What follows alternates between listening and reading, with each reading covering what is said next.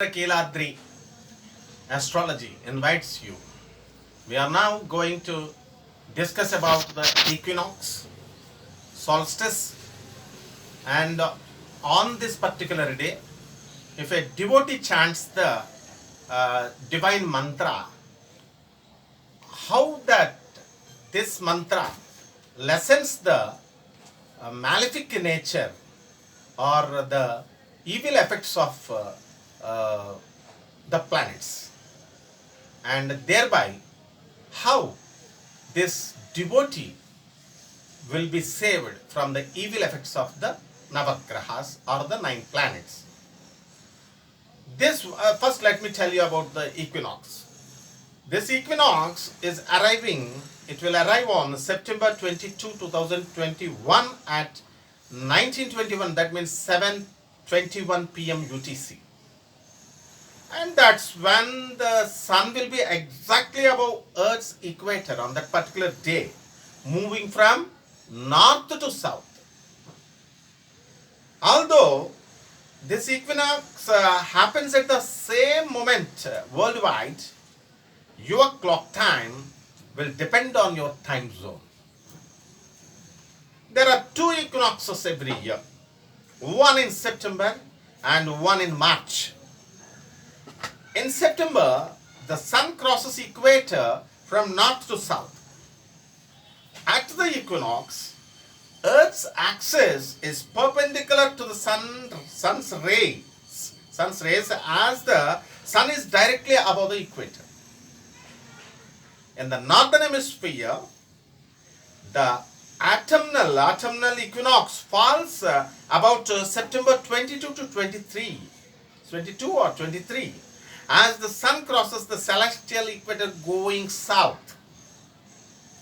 In the southern hemisphere, the equinox occurs on March 20 or 21, when the sun moves north across the celestial equator.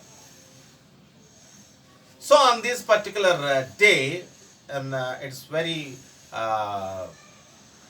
forthcoming date, on this particular day, if a devotee who is being affected by Mars planet or by the Sun planet, if it chants or performs some pujas to Ravi planet or this one Mars planet, the evil effects of that particular native or individual will be lessened. We know very well that sun is a star and no one can teach us that sun is a planet. No one. These ancient sages, as they are ignorant of English, they may call it as a star. They may call it as a planet. And it doesn't mean that your intellectual levels are more than the ancient sages. We, the modern scientists, we, the modern professors, we know very well that the sun is a star. And Rahu, Ketu are imaginary or this shadow planets.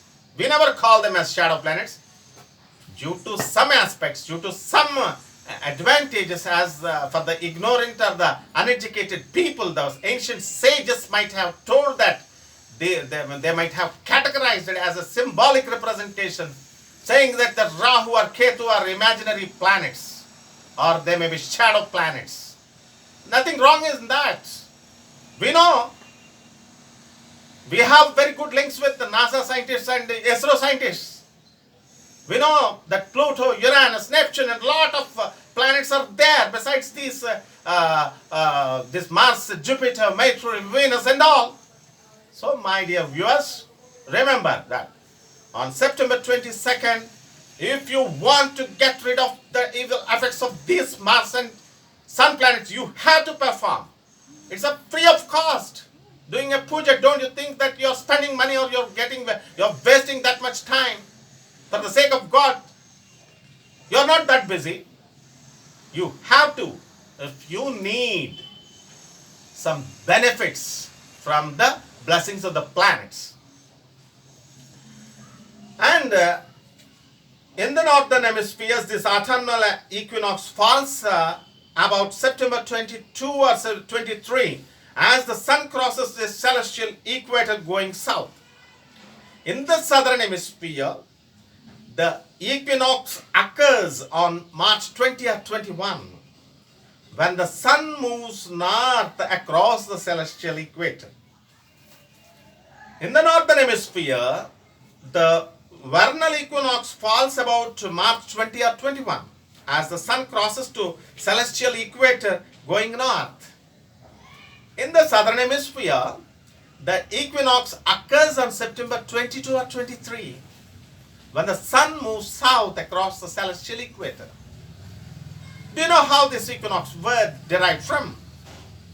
It derived from in Latin language. The word equinox comes from Latin. Equius, meaning equal, and nox, night. On the equinox, day and night are roughly equal in length. When the sun crosses the equator from north to south, this marks the autumnal equinox. When it crosses from south to north, this marks the vernal equinox. There are 12 hours of daylight and 12 hours of darkness at all points on the earth's surface on the two equinoxes. That means the duration of the night is exactly equal to the duration of a day. The biggest difference between the equinox and the solstice is that a solstice is the point during the Earth's orbit around the sun, at which the sun is at its greatest distance from the equator, while during an equinox, it's at the closest distance from the equator.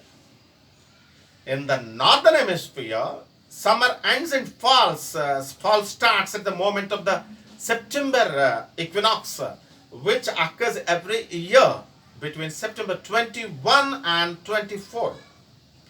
Fall ends and winter starts at the moment of the December solstice, which occurs every year between December 20 and December 23.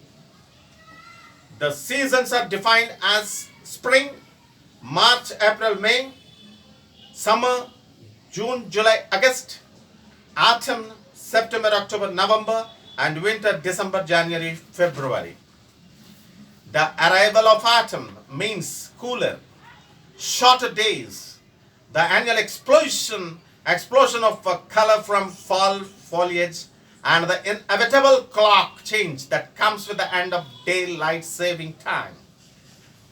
An equinox marks the exact moment when the sun enters an imaginary line in the sky. It's a line the sun only crosses twice a year, on the spring and autumn equinoxes. Due to that solar angle, every region of our planet will experience close to 12 hours of daylight and 12 hours of darkness.